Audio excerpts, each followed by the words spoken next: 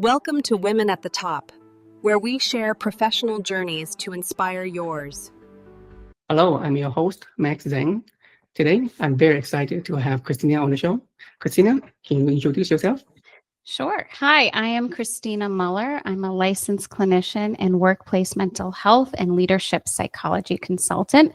So my work really focuses on helping organizations and leaders make mental health part of their performance strategy. And since early in my career, I've supported employees both in and outside of the workplace and often respond to disruptive events or crises, traumatic events, anything from sudden losses to large-scale organizational stress and traumas. My background is as a psychotherapist, and I hold graduate training in traumatic stress studies. So I also bring a trauma-informed lens to my work, which is really important. Whether it's a workplace tragedy or a major or minor change in the workplace, even just widespread burnout among teams, my goal is always the same, which is to help leaders, to help those at the top move through those moments with empathy, clarity, and care. So that's pretty much in a nutshell what I do. Amazing. And I'm very excited to have you on the show. I mean, I've been kind of reading your posts and all the things that you have been doing. It's awesome work. I've been seeing you too on LinkedIn. I enjoy all of your posts and all of the amazing work that you're doing. So thank you for sharing it with the world. Thank you. So in mental health, that's so important. Nowadays, so many people are not thinking about it, and so many people are struggling through it, and a lot of people do not even aware of it. So it's awesome that you are focused on it, and you're really actually moving the needle in that direction. So tell us a little bit more about your work in that area. Yeah, so I started my career in classic traditional psychotherapy. I had gone for my master's in clinical social work, where I then decided, after having an internship at a union helping members work through mental health challenges, whether related to the workplace or otherwise, that I wanted to get in this specific niche of mental health. And from there, I was just hooked. So I decided that, from that point on, I was going to help make workplaces healthier, more thriving places. And I discovered along the way that to really do that, you have to get buy-in from leadership. You have to help leadership do the best job that they can possibly do. And what I've found is that 9 times out of 10, I would say not only employees want to do their best work, but leaders also. They want to be liked. They want to have their workplace be a place where people aren't dreading to go to, but sometimes they just don't have the tools or even self-awareness to make that a reality. So that's kind of where I come in and provide support and guidance. Awesome. And I know that you are featured in several magazines. Can you tell us a little bit about that? Yeah, sure. So I've been featured in Forbes, Fast Company, Fortune, Newsweek, and a variety of others talking about topics related to workplace mental health. And that's been a really fun and exciting experience for me, because I feel like I'm getting the word out about what workplace mental health even is. As I have shared with you offline, Max, a lot of people don't even realize how workplace mental health is a part of their workplace. Even in terms of being a benefit, many people have what's known as an employee assistance program within their organization that provides free mental health service confidentially, and many times in multiple sessions, anywhere from like 3 to 12. I love getting the word out. I love helping people understand ways that they could integrate better mental health practices in their work. And through my media speaking and engagements, I've been able to kind of spread the word to the masses, which has been a really wonderful part of the work that I've been doing lately. Amazing. And that's the thing, this is the lack of awareness. That's like one of the key problems, without awareness of, the benefits and the available service that's out there. So many people are struggling and continue to struggle. Yeah. And, through this work, through engaging with these media outlets, I'm also seeing what a lot of the trends are nationally. And one of the big issues that we're talking about more is AI in the workplace and how that affects mental health for employees and leadership alike. And even though AI is changing every day and we're able to iterate and scale with AI. We're still going to need human-led leadership. We're still going to need that human element. So really trying to keep that at the focus and at the centerpiece of our work, even as things are changing so much rapidly around us. Definitely. And I understand you are an expert in the human side of AI. So tell us more.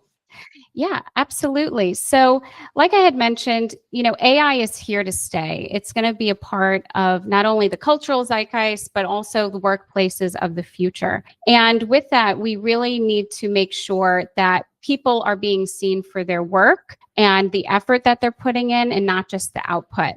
Recently I did an interview with UC Today, which is a UK-based technology outlet. And I talked about how one of the mental health challenges we may begin to see more of is at scale impostor syndrome becoming more magnified, because people, if they use AI too much, they can start to feel that they want to have a perfect output, which is not necessarily representative of their skills or their work. So it could have people having an over-reliance and almost embedding and furthering like a perfectionistic attitude toward their work and increase anxiety. So that's, a real concern that I feel is going to be more apparent as time goes on. So really helping people be trained at the outset to use AI as a tool, but not a replacement for work that is already great.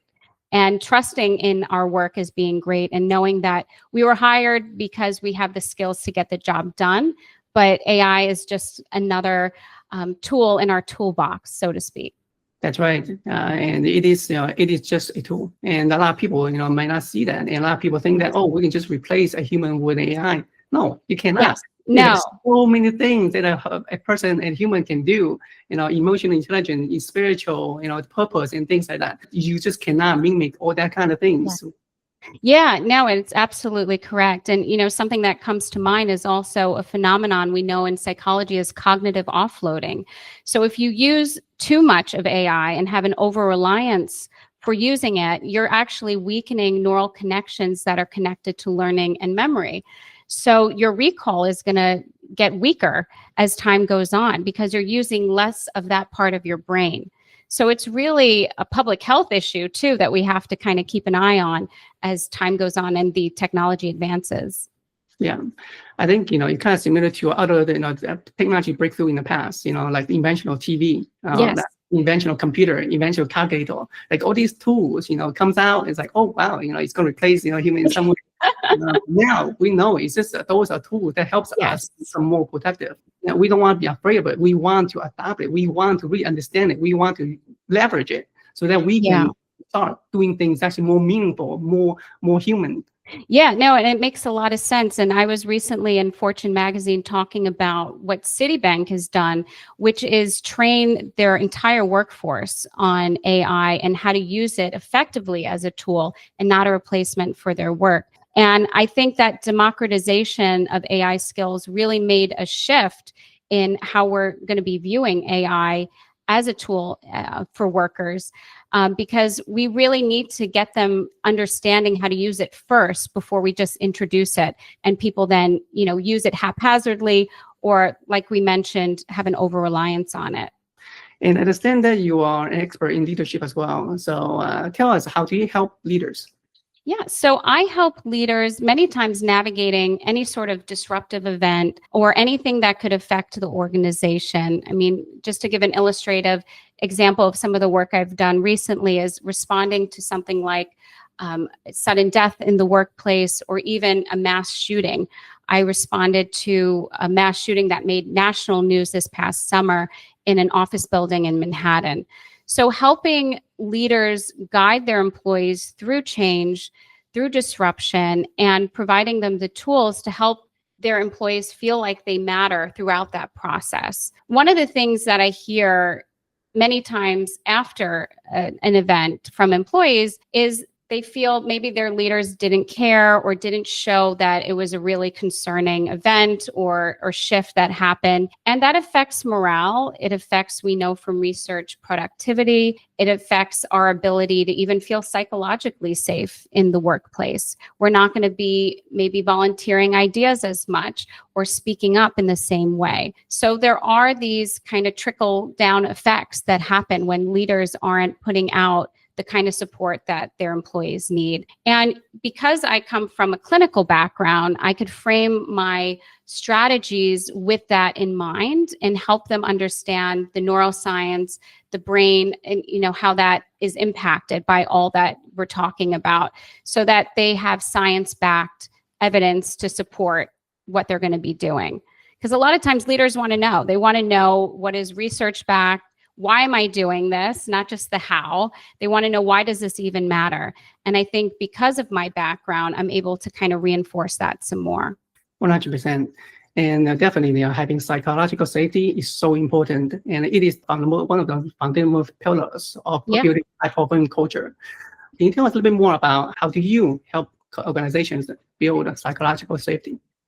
Yeah, so a lot of it is psychoeducation and helping them understand, like I said, the research that comes underneath all of that, and giving them practical tools, even in workplaces where they say, I don't really have time to opine about how somebody is wonderful and doing a great job.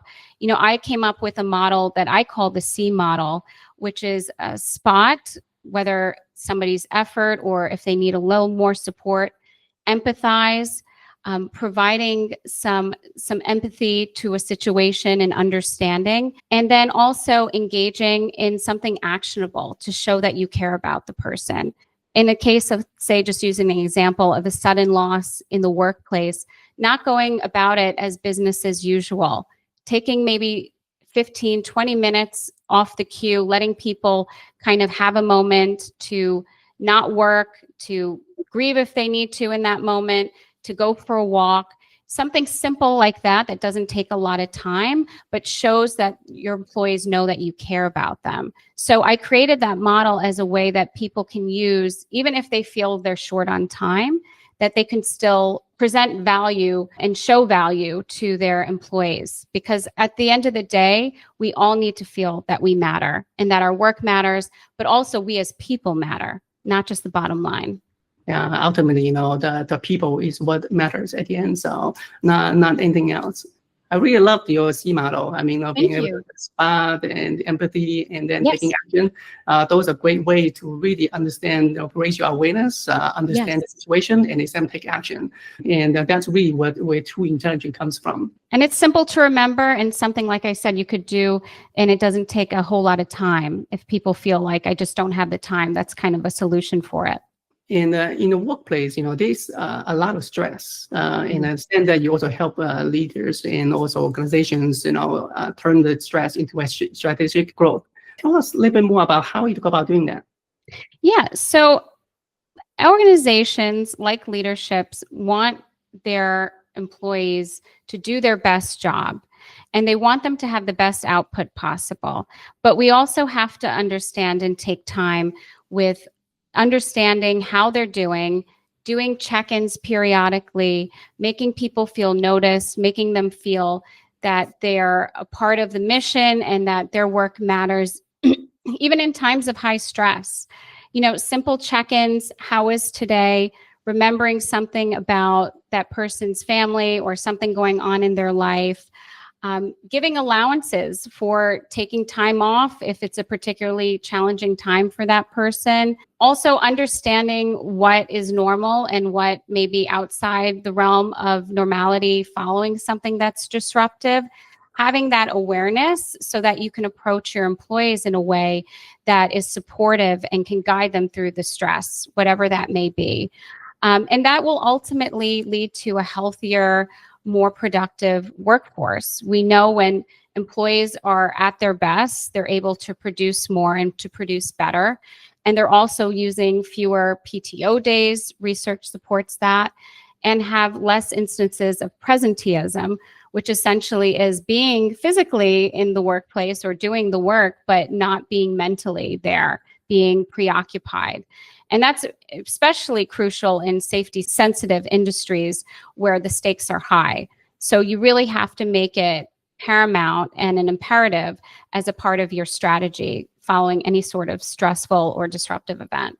Yeah, I mean, like, that's a win-win situation for both Yeah. sides. The less stress for the person and more profit for the company. So Absolutely. Yeah. And research supports it, which organizations like to hear. They want to know that this is something that we've studied and we see has lasting impact. yeah, and the thing is, prolonged stress, eventually leads to burnout, and Yes. that's not a good thing for anyone. Right. And I understand you also help people, or help organizations with burnout as well. And how do you go about, understand, helping the organizations with burnout, and especially, what are the strategies? Yeah. Even from an operational standpoint, building in things like meeting breaks. I think a lot of people oftentimes feel kind of encumbered by meetings after meetings after meetings, and not everything requires a meeting. Having thoughtful breaks in the day where you can integrate the information, whatever you're taking in, whatever you need to do, that allows for not only planned rest and downtime, but also innovation and creativity. We know when we are at rest and when we have some time to process, we actually oftentimes come up with our best ideas. A funny way of thinking of it is, many times when we're on a walk or in the shower, an idea will come to us because we're not actively engaging and trying to think about other things at that same time. So our creativity and our ability to come up with new ideas is a little easier for us to do. So doing that and not only, like I said, showing value and noticing people and making them feel like their effort matters, but also just making it a part of the company policy to have common sense, mental health, sensitive and aware policies. Even something like having bereavement days, that's something not every organization has. Building that in is really important. And making it a point to model healthy communication. I think we've all been in an environment or receiving an employer, a leader who maybe is undergoing a lot of stress, maybe has a blow up or flies off the handle. So also making leadership training paramount and understanding how to help leaders regulate in times of high stress. That's something I see a lot of times, getting feedback from employees, both my time in and outside those workplace settings, is that, my boss is always anxious or agitated or micromanages because they're worried all the time about hitting numbers or whatnot. So I think organizations that make a point to help their leaders, regulate emotionally, they're in a healthier position than those that don't. Yeah, definitely. And you have done amazing things. And more about your journey. Like, how did you get to where you are today? Like, why do you do the things you do? Yeah, absolutely. So as a child, I was always fascinated with the world of work. I remember being in elementary school and taking a class called Intro to Occupations, where you can learn about different industries and different aspects of labor. And at that time, I was fascinated by it. And it wasn't until I was in graduate school that I realized that there's a whole specialization that I could go into and aligns clinically with this kind of work. But personally, talking from that perspective, I saw the impact of work on my parents. They both worked different careers. My dad was an attorney and most recently a published author. But growing up, I saw the stress that he took home from his work, whether it was dealing with his superior clients, and the same with my mother. I saw how stressed they were, and they would complain about employers and the workplace environment.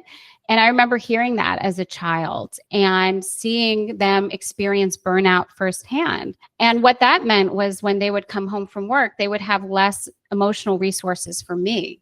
So I wasn't able to play with them as much during the week, so that goes back to what I'm saying, the trickle down effects. It doesn't just leave us at the workplace when we close the door at the end of the day. It has systemic impacts, even in our personal lives, right? So that's why I feel this work is so important. We spend most of our waking hours, many times, the most of us, at work or doing our work. And we really want to make it a place where people can feel good about not only the work they're doing, but feel good about themselves in the work that they're doing. Yeah, 1000%. And and I have gone through all those things myself. So how do you go about, managing stress and also avoiding burnout yourself? Yeah, no, that's a great question. And it's really imperative for this kind of work to take care of yourself. And that's something I build into my work. I make it as if it is part of my work. So I really feel, and we know from research, that we hold stress in our bodies. You know more than anybody, Max, from your own research as well, that we have hormones like cortisol and others that get elevated in times that we're feeling really stretched thin. We need that to a certain degree. We can't live without stress. But when it gets to a point where it's really impacting us, impacting things like sleep, which I know you're a big proponent of, our diets, things of that nature, we have to really take a closer look. So what prevents me from getting to that point is really, first and foremost, I lean into my natural supports, my friends and family. I'm a mom of 2 little guys, so I get a lot of my emotional feeding from being with them. Also, faith is really important. Physically, what I do is I exercise. I make that a part of my routine. I'm a big believer in saunas, which help me. It releases, I know they say, some toxins, and also boosts things like serotonin and feel-good chemicals. And just being really aware of what I'm putting into my body. I try to start my day with some bone broth. I limit caffeine. I take certain supplements to help me stay in a relaxed state as much as possible when I'm not working. And those things combined, I really feel help give me the bandwidth to take on all that I need to during the week and being with my my clients. Awesome. And definitely it's so important to actually have those connections, those relationships, those are things that actually allows us to move forward in even the tougher situations. And of course, it's so important to actually take care of yourself physically, because a lot of people kind of forget about that dimension. They just think that, oh, I have a cheeseburger every single day and it'll be fine. And I can just drink sugar all the time, no problems. Sure, you could do that when you're a teenager, for a while. It's like, the body just not handle those kind of things anymore. Right. It's important to be able to take care of yourself physically, in terms of eating the right things, doing the exercise, doing meditation, all those things. And that's really where the power comes from, and allows you to be resilient, to be healthy and things like that. So yeah. And building that in as part of your job. I always say to people, if you don't make time for your health will make time for you. So it will come at an inopportune time if you have health challenges. Right. And those are things that can last, into the later years of your life. So if you don't make time for it, it will decide whenever that happens to break down or not be at its optimal state. And that can be really problematic, especially if you want to continue working and being at your best self. Yeah. And what other challenges have you faced, and how did you overcome them? Through my life, I had seen people who had mental health struggles and challenges. So that always kind of inspired me, and really seeking my own support during those times. I think it's important, if you're in the mental health field, to also be engaged in your own form of therapy, and just being able to, get another perspective. I think that keeps us in a good headspace. But I think doing this kind of work, you have challenging cases. You have some cases that stick with you. I will sometimes debrief with fellow clinicians, just generally speaking about how I'm feeling following something like I discussed earlier, a mass shooting in the workplace.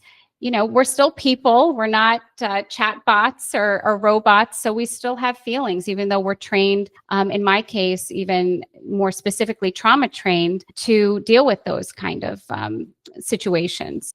We learn from challenges, we grow from them. And I think it's really upon us to take those lessons and apply them and put them into action. And I practice what I preach. So what I tell other people, I'm also doing myself. And I think that's really important, whether it's a challenge or something that you've overcome. Yeah, definitely. A lot of times we actually go through a lot of struggles, and especially what you mentioned, like mass shooting and things like that. Those kind of events, it's so hard to deal Yes. with, and even for experts, we are still human, as you said. We Yes. still have feelings. Yeah, we do. And Yeah. I mean, I we have- shared that in my Substack. I have a Substack, Mind Your Workplace. And, just hearing from some of these young people that they've trained their whole lives for an active shooter event. I mean, it took my breath away. I mean, intellectually, I knew that was the case, but to hear somebody verbalize that, even as a clinician, having started in, 2009, all these years later, that still has such an impact on me. How do you go about achieving this level of high performance? Yes, I would say consistency, staying consistent, even on the tough days. As you know, Max, you practice that as well. Even when it feels challenging, to keep going, to keep going and to keep pushing through the discomfort. You're going to feel, and I have felt this myself, and you probably have too, when you're putting things out, whether on LinkedIn or to the masses. Speaking to my writing on Mind Your Workplace, my thought leadership arm, my Substack right now, you put it out there and it's into the world, and it can feel very vulnerable, but doing it anyway, in spite of that, is really important. And just, as a life lesson, I love the idea of people just focusing on following through, saying what they're going to do and doing it. I think that's an underrated skill. Follow through. I think in this world of ghosting and, just not getting back to people or ignoring people, whatever, following through is a big one. And, pushing through the fear, knowing that it's okay to be scared, whatever you're doing, whatever field you're in, but do it anyway. That just means you care. That's what I tell myself. Like when I feel scared, when I'm about to do something, I say, that just means I care. And that's a good thing. And that's a good sign. Yeah. It's so important to be consistent and authentic to yourself, because if you can't be yourself, you can, there's not much to that. Right. Exactly. And it's normal to feel kind of vulnerable about being yourself too, when you're putting it out there, even if it's on a small scale. So knowing that's normal and being able to sit with that is really important. And something else I would recommend, I was thinking that really helped me just navigating through my career, is informational interviews. I don't know if the younger generation does this as much, but LinkedIn is a great resource. I had used it early on in my career to reach out to people who were in organizations that I aspired to be in, or were doing work that I aspired to do as it related to workplace mental health. And even just offering to have a 15-minute call to hear about their trajectory, where they got to where they are, can be really impactful. And then keeping that connection alive and periodically checking in, I think is wonderful. And I think it's an underused modality in the networking process. Definitely. And but plus one of the vulnerability is so important to be able to share those things. So to really allow yourself to learn, allows yourself to heal, and at the same time build trust. So one last question for you: what's your dream? Yeah, my dream is to continue on the path of making workplaces thriving, healthy, wonderful places that people actually look forward to and they're not dreading to go to. And I continue that with my thought leadership, my consulting company. I do individual and organizational consulting, keynotes and webinars as well, that I can help folks kind of curate and provide. So I would love to connect. If anybody is interested, you could email me at info@ChristinaMuller.com or reach out to me on LinkedIn. And if you want to read more about some of my past experiences in this realm, some strategies and insights, you can go to mindyourworkplace.substack.com. Awesome. Thank you for sharing your journey to inspire others. Thank you, Max, for having me. It was a pleasure. for listening and hope that inspired you to reach the top. To get some help, check out our free services at humanprosperity.io.